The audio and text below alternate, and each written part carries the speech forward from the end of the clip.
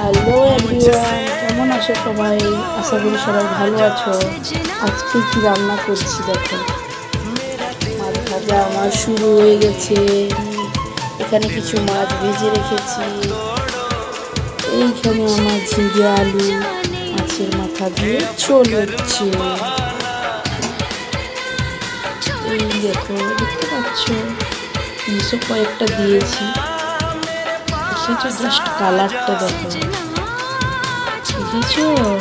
তোমাদেরকে একটা ভালো জিনিস দেখাচ্ছি দেখো। দেখেছো, এটা আমাদের পুকুরের মাছ। সাইজটা দেখো, মাছের মাথার সাইজটা। আমার মাছের ডিমের বড়া হচ্ছে।